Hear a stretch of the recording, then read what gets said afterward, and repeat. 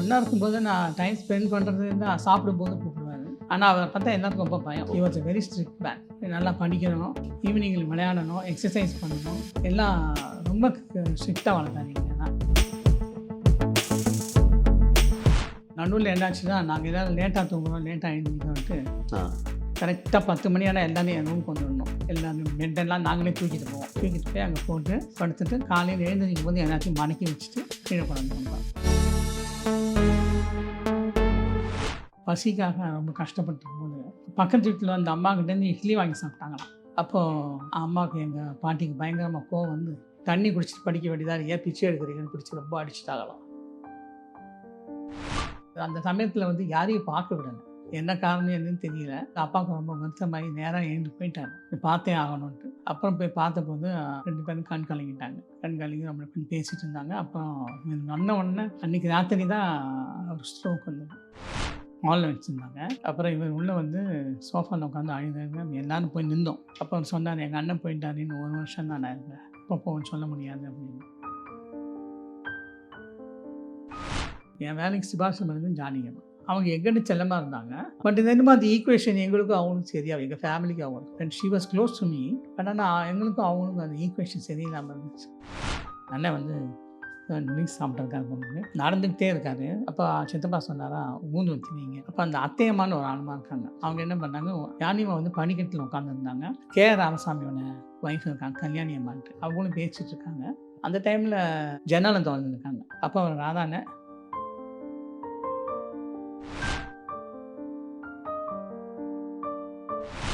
Wow தமிழா நேயர்களுக்கு வணக்கம்.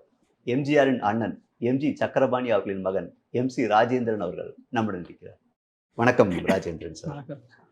Sir, எம்ஜிஆர்னாலே சின்ன குழந்தைங்களுக்கெல்லாம், பெரியவங்களுக்கு மட்டும் இல்லை, சின்ன குழந்தைங்களுக்கு எம்ஜிஆர்னால ஒரு கனவு. அவரை பார்க்கணும், ஒரு தடவையாவது பார்க்கணும், அவரை தொட்டு பார்க்கணும்னு ஆசையாக இருக்கும். ஆனால் நீங்கள் வந்து எம்ஜிஆருடைய அண்ணன் மகன், அவர் கூடயே ஒரே வீட்லேயே வாழ்ந்திருக்கீங்க. கூட்டு குடும்பம் தான் இருந்தீங்க. ஆமாம், 52லேருந்து 62 வரைக்கும் நம்ம வீட்டில் தான் இருந்தாங்க. அவங்க ஒய்ஃப் இறந்ததும் ஷிஃப்டட் டு ராமாவரம். அந்த வீடு யார் வாங்கி கொடுத்தது சார்? ராமாவரம் அப்பாவும் சித்தப்பாவும் சேர்ந்து வாங்கினது. இன்ஃபேக்ட் அது வந்து அந்த நேரத்தில் அந்த இடம் வருதுன்னு தெரிஞ்ச உடனே எங்கள் அப்பா என்ன பண்ணார், எங்கள் சித்தியோட ப்ராவிடென்ட் ஃபண்ட், அவங்க ஹஸ்பண்டோட ப்ராவிடென்ட் ஃபண்ட் ஃபண்ட்ஸ் இருந்துச்சு, அதை வச்சுக்க சொல்லி கொடுத்தாங்க. அந்த பணத்தை உடனே எடுத்து கொண்டு போய் அது லோனத்தை வாங்கிட்டேன். அதுக்கப்புறம் இவங்க 2 பேரும் சேர்த்து மொத்தமாக போட்டு வாங்கிட்டாங்க. நீங்கள் கூட்டு குடும்பம் வந்து 52 to 62. ஆமாம். அது எந்த வீடு சார்? தாய் வீடு. விபி ராமன் வீட்டிலேருந்து 3வது. இப்போ வந்து அந்த பாலிமர் டிவி. ஓ, சரி சரி. We had to sell the house. அந்த வீடு எம்ஜிஆர் வாங்கினதுக்கும் அது விபி ராமனோட அப்பா விபி ராமனோட ஃபாதர் எம்டி ராமன் இருந்தார். அவர்கிட்ட இருந்தா இவங்க வாங்கினாங்க. அது எம்டி ராமன்ட்ட போனப்போ முழு பணத்தையும் கொடுக்க முடியல அவங்களால. சரி, நீ பொதுவாக இன்ஸ்டால்மெண்ட்லேயே கொடு அப்படின்ட்டாங்க.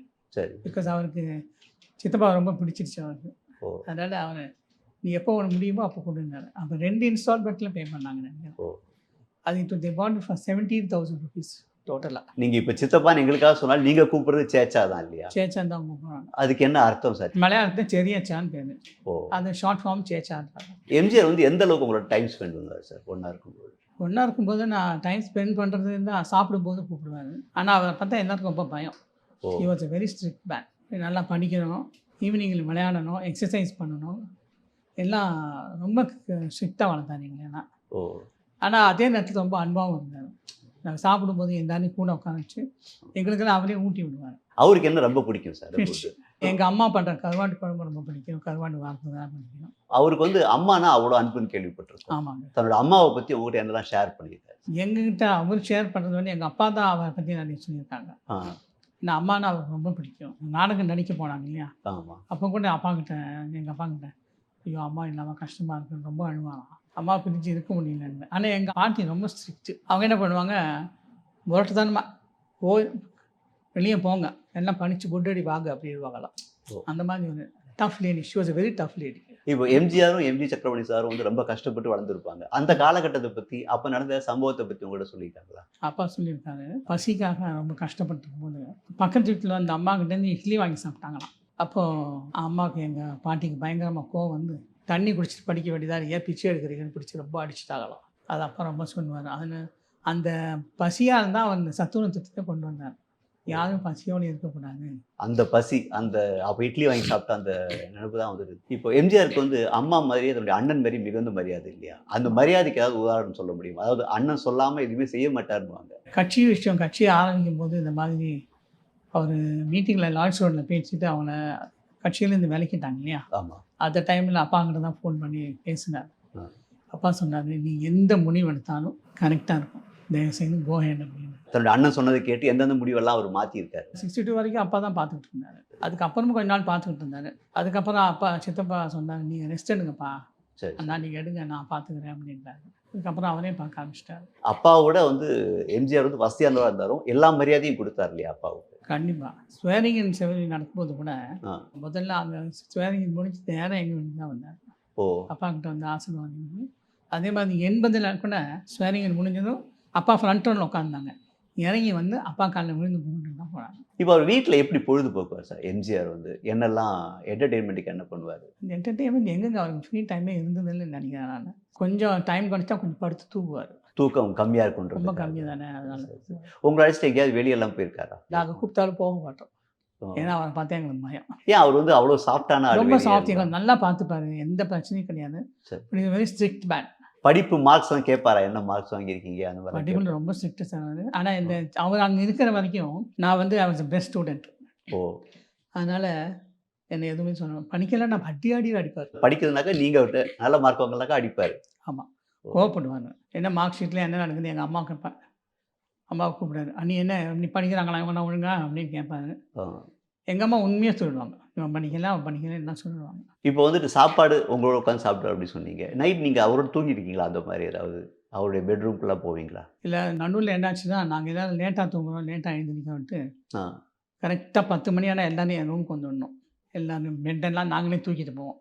தூக்கிட்டு போய் அங்கே போட்டு படுத்துட்டு காலையில் எழுந்திரிக்கும் போது எல்லாத்தையும் மடக்கி வச்சுட்டு கீழே கொண்டு கொடுப்பேன். உங்களுக்கு யாருக்குமே அது சினிமா ஆர்வம் கிடையாது. ஒருத்தர் மட்டும்தான் உங்களை சினிமாவுக்கு வந்தார். மற்றவங்க யாருக்குமே அந்த ஆர்வம் கிடையாது. பண்ணாரு.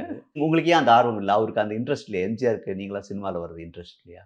ஐ ஹேட் அ காம்ப்ளெக்ஸ். நமக்கு ஹைட் இல்லைன்ற ஒரு ஃபீலிங். ஓ சரி. நான் எனக்கு சினிமா நடிக்கிறன்ற எண்ணம் வந்ததே கிடையாது. இப்போ சமீபத்தில் இறந்த உங்கள் அண்ணன் வந்து எம்ஜிஆர் வச்சு திரைப்படங்கள்லாம் தயாரிச்சிருக்காரு இல்லையா? அரச கட்டளை படம் அவர் தான் எடுத்தார். அந்த இதில் நுழைய விட்டார் எம்ஜிஆர் இல்லையா? அரச கட்டளை படம் அவரும் எங்கள் பெரிய அக்கா சத்யபாமா ராஜன் இருக்காங்க, 2 பேருமா சேர்ந்து சத்யராஜா பிக்சர்ஸ்ன்னு ஆரம்பித்தாங்க.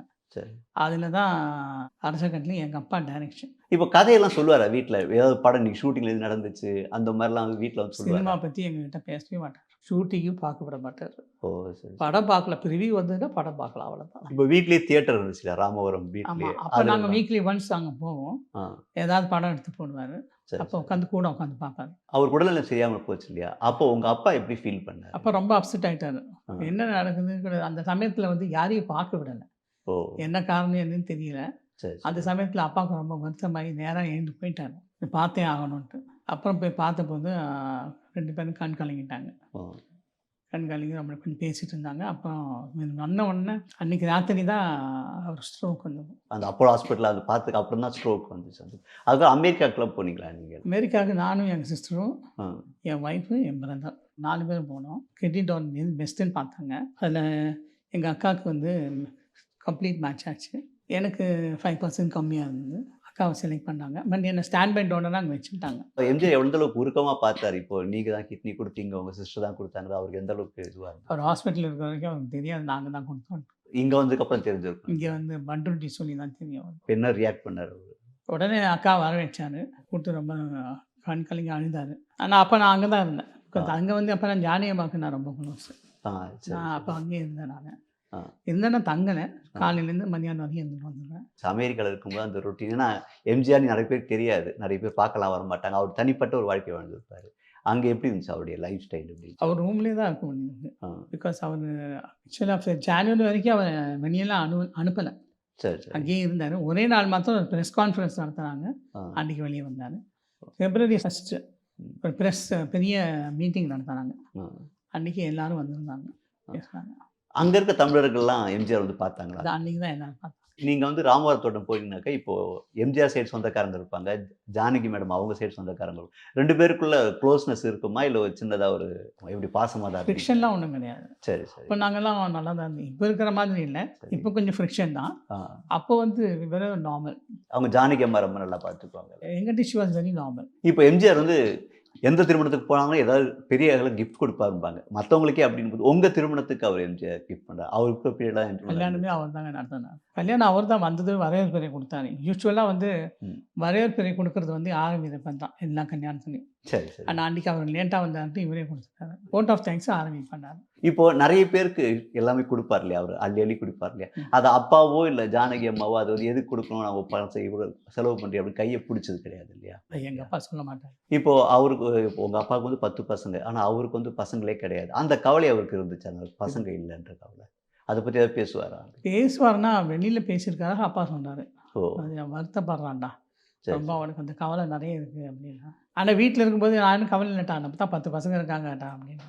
ஏட்டான்னு தான் கூப்பிடுவாரு. அவருக்கு பசங்களே உங்களை தான் ரொம்ப பிடிச்சவர் இல்லையா? உங்களை ஏதாவது செல்ல பேர் வச்சு கூப்பிடுவாரா? இல்லை, என்ன தான் பிடிக்கும் இல்லை, எல்லாத்தையும் பிடிக்கும். எல்லாரும் ஒரே மாதிரி தான் ட்ரீட் பண்ணுவார். நீங்கள் நல்லா படிக்கிறதால உங்களுக்கு பிடிக்குன்னு சொன்னீங்களா? அந்த டைமில் என்னை ரொம்ப பெட் பண்ணார். நோவல் கிளாஸஸ் கண்டினியூஸாக மெடல் வாங்கிட்டு இருந்தேன். அதனால் கொஞ்சம் அப்ரிஷியேட் பண்ணியிருந்தார். ஆனால் அவருக்கு எல்லாரையுமே நல்லா பிடிக்கும். எல்லாரையும் பேர் சொல்லி ஃபுல் நேம் கூப்பிடாம பாதி எனக்கு என்ன ராஜேந்திரன்னா என்ன ராஜுன்னு கூப்பிடுவார். ஏதாவது பேர் வச்செல்லாம் அவர் தானா இல்லை உங்கள் அப்பா எல்லாருக்கும் தான்? பேர் பெரியவருக்கு ராமூர்த்தி வச்சார், அக்காவுக்கு வந்து பாட்டி பேரை வச்சார், சரி சரி. சத்யபாமா ராஜன், அப்புறம் பிரபாகரன் வச்சார், சந்திரசேகரன் வச்சார், சுகுமார் வச்சார், அப்புறம் லீலாவதி, விஜயலட்சுமி, எனக்கு ராஜேந்திரன் வச்சார், என் தம்பிக்கு பாலசூரியன் வச்சார், கடைசி தம்பிக்கு வந்து மதியழகன் வச்சார். அது திராவிட இயக்க தலைவர் பேர் வச்சார். அவர் இருக்கும்போது தான் வந்து உங்கள் அப்பா இறந்தார். அவர் தன்னுடைய ரொம்ப பாசமாக இருந்த அண்ணன் இறந்தப்போ அவர் எப்படி ரியாக்ட் பண்ணார்? ரொம்ப அழுதாருங்க, பயங்கரமாக அழுதாரு. அது எங்கள் அப்பா ரூமில் உட்காந்து பாடி ஹாலில் வச்சுருந்தாங்க. அப்புறம் இவர் உள்ளே வந்து சோஃபாவில் உட்காந்து அழுதாருங்க. எல்லாரும் போய் நின்றோம்.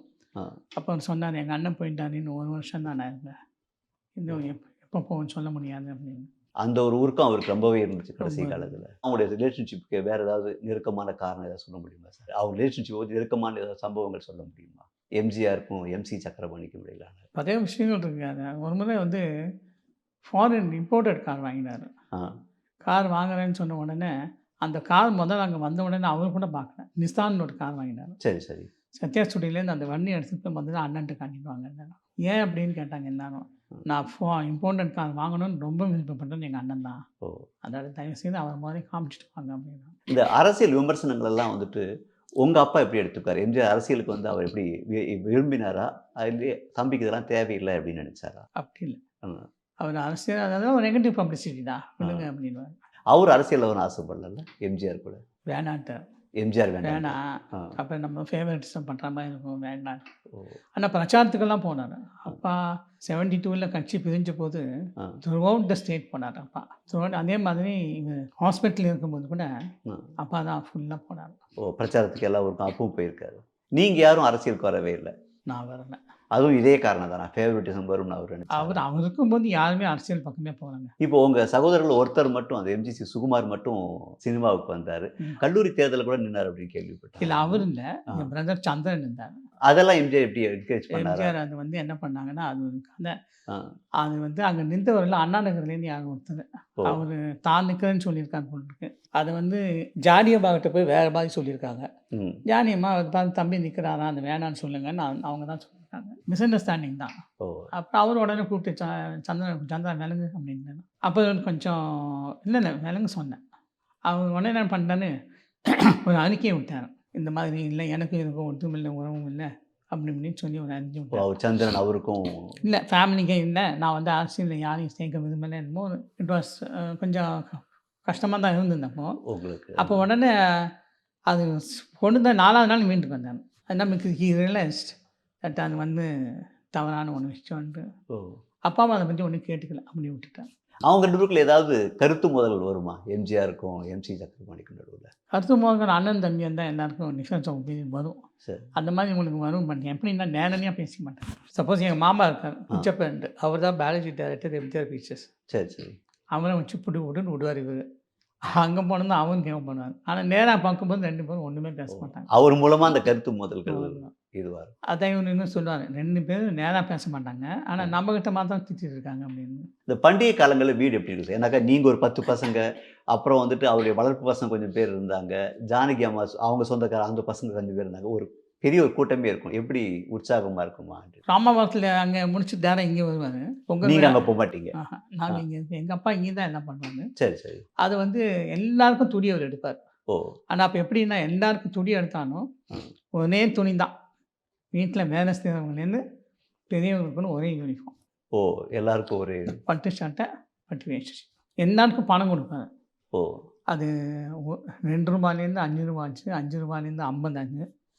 அப்புறம் 100 ஆச்சு. 100 தான் லாஸ்ட்டு. இப்போ உங்களுக்கு அந்த கவலை இருக்காதா? நம்ம சொத்து நம்ம சித்தப்பா இவ்வளோ சம்பாதிக்கிறதெல்லாம் மற்றவங்களுக்கு போகுதே, குடும்பத்துக்கு ஷேர் பண்ணாமல் அது வந்து தானமாக நிறைய பண்ணுறாங்க. உங்களுக்கு அந்த கவலைகள் இருந்துச்சா? இல்லை, அவர் ஆரம்பத்திலேயே சொல்லிட்டு இருக்காரு. ஆ. நீங்கள் எல்லாம் நீங்களா முயற்சி எடுத்து மேலே வர வழி பாருங்க. ஆ. என்ன எதிர்பார்க்காதீங்கன்னு சொல்லிட்டு. இப்போ அவர் நிறைய பேருக்கு வீடெல்லாம் வாங்கி கொடுத்தாருன்னாங்க. இப்போ உங்களுக்கு அந்த மாதிரி ஏதாவது வேலைக்கு ஏதாவது சிபாரிசு பண்ணுவோம் அந்த மாதிரி ஏதாவது பண்ணியிருக்காரா? இது அவங்க பண்ணலை. ஆ. என் வேலைக்கு சிபாரிசு பண்ணது ஜானகியம்மா. அப்போ நீங்கள் வந்து அவங்ககிட்டயும் ரொம்ப செல்லமாக இருந்திருக்கீங்க. ஆமாம். அவங்க எங்கிட்ட செல்லமாக இருந்தாங்க. ஆ. பட் இது என்னமோ அந்த ஈக்குவேஷன் எங்களுக்கும் அவங்களுக்கும் சரியாக எங்கள் ஃபேமிலிக்கு அவங்களுக்கு. Oh! And she was close to me. But ஆனால் எங்களுக்கும் அவங்களுக்கும் அந்த ஈக்குவேஷன் சரியில்லாமல் இருந்துச்சு. பட் நல்லா இருப்பாங்க. எங்கள் அப்பா கிட்டலாம் வந்து ரொம்ப மரியாதையாக இருப்பாங்கன்னா. ஆ. பட் அது என்னமோ அது சரியாகலை. கடைசியில் எம்ஜிஆர் மறைவுக்கு அப்புறம் நீங்கள் அடிக்கடி அவங்கள போய் விசிட் பண்ணுவீங்களா? April 4th, 1988 வரைக்கும் போனேன். ஓ! அதுக்கப்புறம் அங்கே இருக்கிற விஷயங்கள்லாம் எனக்கு பிடிக்கல. அதனால் வந்துட்டேன். இப்போ அவங்க அரசியலுக்கு வந்தது, அது வந்து நீங்க எப்படி பார்த்தீங்க அவங்க? அந்த காலகட்டத்தில நீங்க போயிட்டு இருந்தீங்க இல்லையா? ஆமாம். அவங்க எம்ஜிஆர் மறைவுக்கு அப்புறம் அவர் முதல்வர் ஆனாங்க இல்லையா? அத நீங்க எப்படி பார்த்தீங்க? அப்போ நான் அங்கே தான் இருந்தேன். அப்போ அங்கே வந்து நான் அட்வைஸ் பண்ணேன் ஃபஸ்ட்டு. ஆ.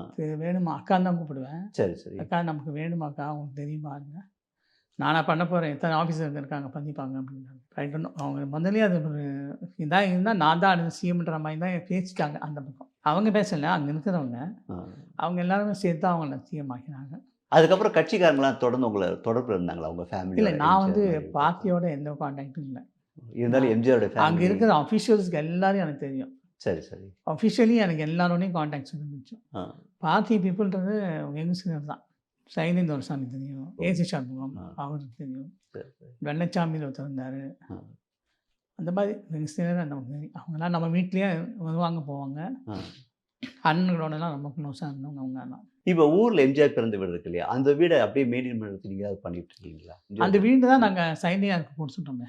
அவர் அந்த சரி, சரி. நினைவாலயமாக வச்சுருக்காரு அவர். இப்போ அந்த ஊரோட டச் இருக்கா? கேரளாவோட டச் வந்து இருக்கா உங்களுக்கெல்லாம்?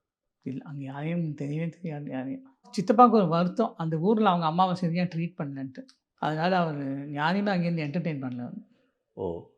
அம்மாவை யாருமே ஊர்ல மதிக்கல. இல்லை, அம்மா அங்கேருந்து வந்துட்டாங்கல்ல, ஆ. கும்பகோணம் வந்துட்டாங்கல்ல. அப்புறம் ஐ திங்க் அப்பா சொன்னது அந்த வீடு வந்து அப்பா ஏலத்தில் எடுத்தாங்க. எடுத்து 1953 4 எடுத்துகிட்டு வந்தாங்க. எம்ஜிஆர் ஏதாவது சொல்லியிருக்காரா தன்னுடைய அம்மாவை பத்தி? நீங்க அப்பா உங்க அப்பா சொன்னா சொல்லியிருக்கீங்க. எம்ஜிஆர் ஏதாவது சொல்லியிருக்காரா தன்னுடைய அம்மாவை பத்தி? எங்ககிட்டயா? ஆமா. எனக்கு தெரிஞ்சல. நான் அவரெல்லாம் மனம் விட்டு பேசுறதெல்லாம் ரொம்ப கம்மி இல்லை எம்ஜிஆர் குழந்தைங்களோட? இப்போ பேசுவார், எல்லாம் தமாஷா உட்காந்து பேசுவார். சரி, சரி. டைனிங் டேபிளில் உட்காந்துருந்தா கேட்பார், என்ன இதெல்லாம் கேட்பாரு.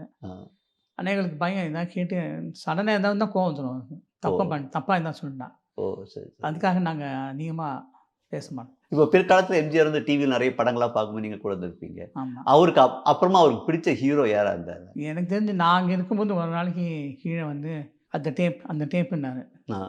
ஜானிம்மா எந்த டேப்புன்னு? அந்த இவரோட படம் விஜயகாந்த் படம். உழவன் மகனா? அதுதான் நினைக்கிறேன். உழவன் மகன் தான். சரி. இந்த ரேக்லா சண்டையெல்லாம் ஒன்று. ஆமாம், ஆமாம். அதே தான். அது கேட்டு வாங்கி அது வேணாம், ரெண்டா பார்த்துட்டீங்களே நாங்கள் அந்த அம்மா ஜானியம்மா அப்படின்னாரு. ஓ! அப்புறம் பூவுங்க இந்த அவரை கூப்பிட்டு அது கேன்சல் திருப்பி எடுத்துப்பேன்னு சொல்லி அதை ரொம்ப நேரம் போட்டு பார்த்துட்டு இருந்தேன். அவர் கொஞ்சம் ஓய்வில் இருக்கும்போதெல்லாம் படம் தான் பார்ப்பார் இல்லையா? அவர் படம் பார்ப்பார். அமெரிக்கால இருந்தப்போ அந்த ஓய்வு நேரத்தில் அவருடைய படங்களை திரும்ப திரும்ப பார்த்தாரா, இல்லை மற்றபடி ஏதாச்சும் பார்த்தாரா? எந்த நல்லா இருக்கிறதெல்லாம் எடுத்து பார்ப்பார் அவர். இப்போ உடற்பயிற்சினா எம்ஜிஆர் நல்லா உடற்பயிற்சி பண்ணுவார். அங்கே ஒரு ஸ்மால் ஜிம் வச்சுருந்தார் அவர். ஆ. அவர் அதில் தான் எல்லாம் பண்ணிட்டு இருப்பார். அதான் ஒன்று சத்யராஜ் கூட ஒன்று கொடுத்தாரு, கரெல்லாம் கட்டேன். உங்களுக்கு அந்த இதில் ஒன்றும் கிடைக்கல? இல்லை, கிடைக்கல. இந்த வீட்டில் வந்து எம்ஜிஆர் நினைவு எதுவும் பொருட்கள் இல்லையா உங்ககிட்ட? எம்ஜிஆர் வந்து எங்கள் ஃபஸ்ட்டு தடவை எங்கள் வீட்டுக்கு அடிபட்டுட்டு ஹாஸ்பிட்டல்லேருந்து வீட்டுக்கு வந்தார். அப்போ எங்கள் அம்மா ஒரு குண்டடிப்பட்டோம். அப்போ அம்மா கப்பு நிறைய பால் கொடுத்தாங்க. அதை நான் வாங்கி வச்சுக்கிட்டேன். அந்த குண்டடிப்பட்ட காலத்தில் அதை எம்ஜிஆர் எப்படி எடுத்துக்கிட்டார்? அந்த தன்னுடைய வாய்ஸும் போயிடுச்சு, அது எப்படி அவர் திரும்ப கான்ஃபிடென்ட்டாக மீண்டு வந்தார்? இல்லை, அவர் டப்பிங் பண்ண சொன்னாங்க. ஏன் அவ்வளோ கஷ்டப்படுறாரு, டப்பிங் வச்சுக்கலாமா? முடியவே முடியாது. என்னை வச்சு பணம் எடுக்கிறதா இருந்தால் நான் தான் பேசுவேன். ஓ! டப்பிங் முடியாதுன்ட்டார். அதுக்கு அவர் எப்படி ப்ராக்டிஸ் பண்ணாருன்னு தெரியுமா? வாய்ஸ் தெரபிஸ்ட் வந்து பண்ணி கொடுத்துருந்தாங்க. ரெண்டாவது தடவையும் அதே மாதிரி அவருக்கு பேச்சு பிரச்சனை வந்துச்சு. அப்பவும் அவர் ப்ராக்டிஸ் பண்ணார். ஆமாம், அவர் வாய்ஸ் தெரபிஸ்ட் இங்கே ஒருத்தர் இருந்தார். சரி சரி. மனோகரன் தான் நினைக்கிறேன், டாக்டர் மனோகரன். அந்த இடைப்பட்ட காலத்தில் அவர் பேசுறது உங்களுக்கு புரிஞ்சிட்டு இருந்துச்சா? அவர் எப்படி நீங்கள் கம்யூனிகேட் பண்ணீங்க அவரோட? இல்லை, என்னை வந்து அப்பா வந்து ஹாஸ்பிட்டல் இருந்தாங்க, கெஸ்ட் ஹாஸ்பிட்டலில். அங்கேருந்து ஒரு ஆப்ரேஷன் அதை நடத்தியிருந்தாங்க. அப்போது கீழே வந்து எப்படி அப்படின்னாரு. புரிஞ்சுக்கிட்டேன். அண்ணன் தான் கேட்குறாரு. நல்லா இருக்கான்னு சொல்லுவா. நாளைக்கு நாளானிக்கு டிஸ்சார்ஜ் பண்ணுவாங்கன்னு சொன்னாங்க. இப்போ எம்ஜிஆர் வந்து எம்ஆர் சுட்ட சம்பவம் இருக்கு இல்லையா, அது உங்கள் நினைவில் இருக்கா? அப்போ என்ன நடந்துச்சு? நினைவு இருக்கு. நான் 67 ஜனவரி 12 நினைக்கிறேன். அன்றைக்கி பொங்கல் அடுத்த நாளைக்கு தான் நினைக்கிறேன். 13th வந்தது பொங்கல். அப்போது எலிகன் பப்ளிசிட்டிஸ்லேருந்து கமல்நாதர் ஒருத்தர் இருக்கார். அவர் எங்கள் அப்பா கிட்ட அந்த அரசு கட்டணி அட்வர்டைஸ்மெண்ட்டை காமிச்சிட்ருக்காரு. சரி. எங்கள் அப்பா கட்டில் உட்காந்து பேசிட்டு இருக்காரு. ஃபோன் அடிச்சது. யார் ஃபோன் எடுங்கன்னாரு. நான் தான் போய் ஃபோன் எடுத்தேன். டாக்டர் பிஆர்எஸ் கூப்பிட்டாரு. அப்பா சித்தப்பாவோட டாக்டர். சரி. சின்னவரை யாரும் சுட்டுட்டார், ராதா சுட்டுட்டாராவே அப்படின்னாரு. அப்போ நான் ஒன்று அப்பா கிட்ட சொன்னேன், என்னன்னு கேட்டேன். இல்லை, ராதானை சேச்சாவை சுட்டுட்டாங்களாம் அப்படின்னு. எல்லாம் பப்ளிசிட்டியாக இருக்கும், இது எலெக்ஷன் ஸ்டண்ட்டாக இருக்கும்னாரு. சரி சரி. அவர் வந்து ஃபோன் எடுத்தார். என்ன சார் என்னாரு. உடனே எங்கள் மாமா மேனேஜர் டேரக்டர் கொஞ்சம் மேனேஜர் ஊனி வந்தார். மலையாளத்தில் சொன்னார் அப்பாங்கிட்ட, அஞ்சலி சுட்டு அஞ்சலி சுட்டு. ஓ. அப்போ உடனே அப்பா தான் டென்ஷன் ஆகிட்டார். அப்போ தான் அவருக்கு சீரியஸ்னஸ் புரிஞ்சிச்சு. உடனே அப்பா வண்டி எடுத்துகிட்டு நேராக ஹாஸ்பிட்டல் போனாங்க. எல்லாரும் கொஞ்சம் நேரம் பொறுத்து இருக்கும்னு நினைக்கிறேன். அண்ணா வந்தார். அண்ணா, கலைஞர் வந்தார், நெல்வியன், நெடுஞ்சன் எல்லோரும் வந்தாங்க. ஒன்றும் இல்லைம்மா, நல்லா இருக்காது, பயப்பட வேண்டாம் அப்படின்னு எங்கள் அம்மா சொன்னாங்க. அதுக்கு நான் சித்தி சொன்னது அவனில் பேசிட்டு இருந்தாங்களாம். ராதா வந்து அண்ணன் வந்து மிக்ஸ் சாப்பிட்ருக்காரு, பொண்ணுக்கு நடந்துக்கிட்டே இருக்காரு. அப்போ சித்தப்பா சொன்னாரா, ஊந்து ஊற்றி வைங்க என்னன்னா. ஏன்னா அந்த அப்போ அந்த அத்தையம்மான்னு ஒரு ஆளுமா இருக்காங்க. அவங்க என்ன பண்ணாங்க, அம்மா வந்து யானிமா வந்து பனிக்கட்டில் உட்காந்துருந்தாங்க.